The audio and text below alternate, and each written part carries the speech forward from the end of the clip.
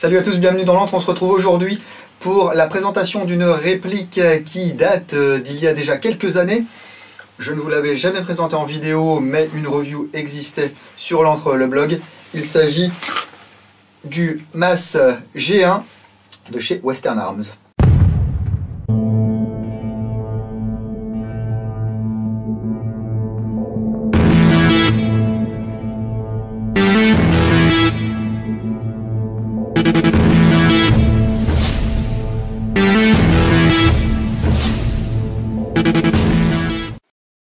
Alors ce pistolet automatique MAS G1S de chez Western Arms, je l'ai acheté en juillet 2012, donc ça date, hein. Je l'avais payé 339 $, frais de port inclus, taxes exclus. Ça fait à peu près 270 € à l'époque parce que l'euro était un petit peu plus fort qu'il ne l'est maintenant. Pourquoi y a-t-il un gros SCW sur la boîte? Tout simplement parce que Western Arms est aussi connu sous le nom de Shibuya Custom Works. Ce sont des répliques. Alors certains disent d'exception, d'autres disent c'est de la daube parce que c'est du plastique, ou alors ça coûte trop cher pour du plastique. On verra que c'est pas le plastique de vos boîtes Tupperware. Avant toute chose, j'aimerais remercier Monsieur Jean Reynaud parce que sans lui, peut-être que nous n'aurions jamais eu cette réplique de MAS G1. Tout simplement parce que les Japonais sont fans de Jean Reynaud. C'est une méga star au Japon. SEPA a été fabriqué à partir effectivement du Beretta 92 FS de chez Western Arms, en hommage à Jean Reynaud dans le film Les Rivières Pourpres. Donc merci à Monsieur Jean Reynaud, voilà, d'être une star au Japon. Donc vous voyez, hein, ils n'ont pas fait un manuel exprès pour le MAS G1, c'est le manuel du Beretta. Ici un BB loader, ça fonctionne comme ceci. Et ensuite, avec la tige, là, vous allez pousser les billes. Un petit sachet de billes. Un bouchon de sécurité. Ensuite, il y a deux petites clés Allen. Donc ici, il n'y en a qu'une parce que l'autre, je l'ai rangée avec mes outils de réglage de hop-up. Étiquetée avec du scotch, hop-up WA. Celle-ci, je ne me souviens plus à quoi elle sert. Peut-être pour démonter le levier de désarmement, je ne sais pas trop. La réplique était livrée comme ceci dans un sachet. C'est le sachet d'origine. Et... Ah, j'y crois pas, ça sent encore. Ce qui m'avait frappé en le sortant de sa boîte, c'est que ça sentait le flingue. Là, il sent plus trop, à part dans le puits de chargeur. Ouais, ça sentait... voilà, vous sortez un flingue de sa mallette, ça sentait le flingue.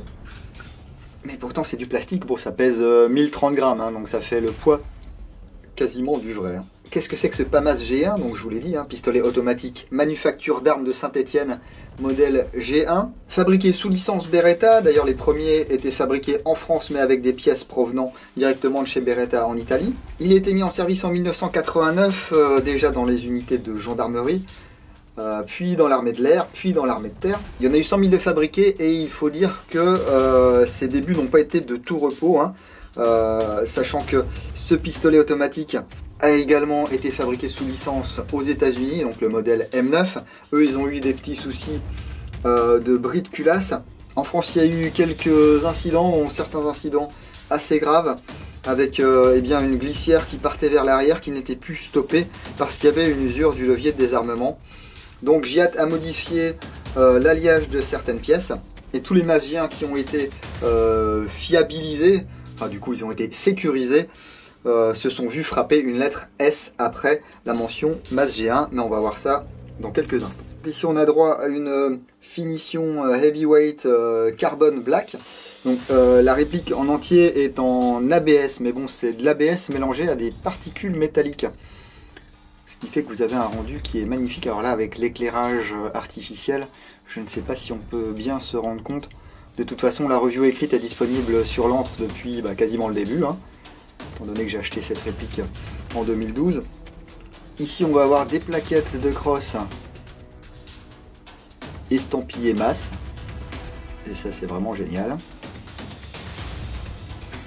Sur le côté gauche de la glissière, fabrication sous licence Beretta. Du côté droit, il y a MAS 9 mm G1. Et là vous avez le S. Alors le S il est un petit peu trop net sur la réplique, hein, parce qu'il a été gravé ou moulé, je ne sais pas trop, je pense que c'est gravé. alors que sur les vrais Mas G1, c'est quelque chose qui est frappé, donc des fois il est un petit peu décalé, il n'est pas toujours exactement à la même place, et puis il jure vraiment, enfin c'est pas du tout la même gravure ou le même marquage que le marquage d'origine. Bon, c'est un détail, hein. Je vous montre un petit peu le chargeur aussi avec cette espèce de système. Hop, voilà. Là, il va y avoir une espèce de plaque qui va glisser sur la valve de percussion. Alors, si quelqu'un sait à quoi ça sert, n'hésitez pas à le mettre en commentaire, parce que moi, j'avoue que j'ai jamais trop trouvé quel était l'intérêt de ce truc-là. Ici, on peut voir qu'il y a une encoche de chaque côté, donc je suppose qu'on peut changer le côté de l'arrêtoir de chargeur.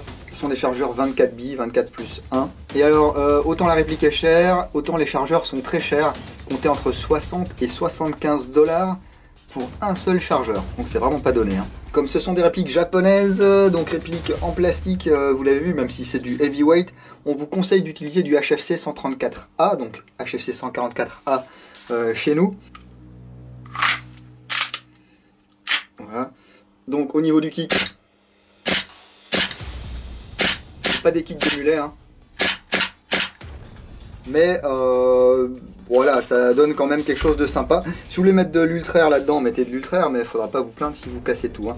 Par contre, il y a quelque chose qui trahit effectivement le fait que ce n'est pas une réplique de Mas G1 parfaite. Ils ont pris un Beretta 92 FS parce qu'ici, le levier de désarmement en fait ne revient pas automatiquement comme c'est le cas sur le Mas G1. Et c'est aussi la grosse différence qu'il y a entre le Mas G1 et le Beretta 92 FS.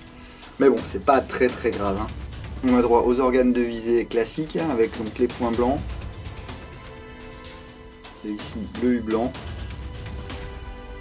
C'est vraiment une très belle réplique. Bon, je ne l'ai pas amené 50 fois en jeu parce que on n'a pas envie de la péter ou quoi.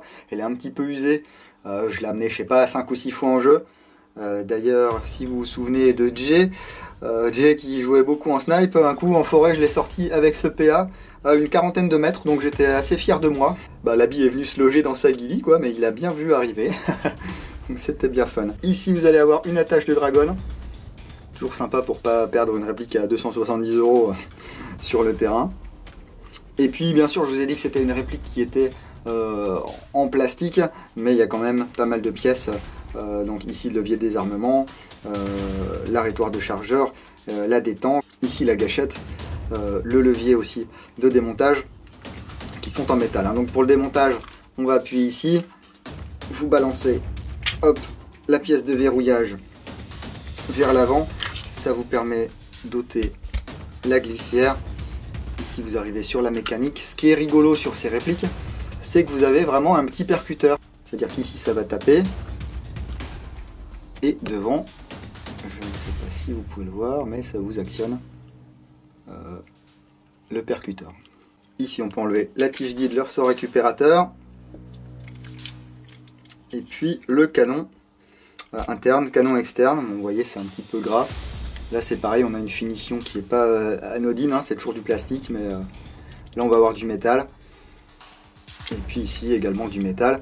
Le hop-up se règle par ce petit trou ici avec la clé Allen. On voit pas trop, mais il y a un bourrelet en bas pour tenir la bille et le bourrelet en haut pour faire l'effet hop-up, hein. Le canon c'est du 6.05, bon c'est un système particulier donc vous n'allez pas pouvoir le changer par n'importe quoi. Je sais même pas s'il y a des pièces d'upgrade, je vous avoue que je m'y suis pas très intéressé. Tout simplement parce que les performances en sortie de boîte me semblaient pas mal. Là, le nozzle monté sur ressort bien sûr.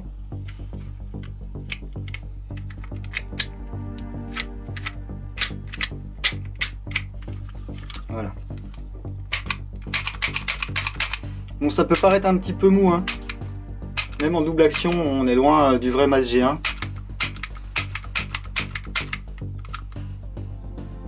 En simple action, on a quand même pas mal de courses. On arrive sur le mur et on sent quasiment rien. Voilà, c'est assez anecdotique, hein. Donc voilà pour cette vidéo sur le PA Mas G1 de chez Western Arms.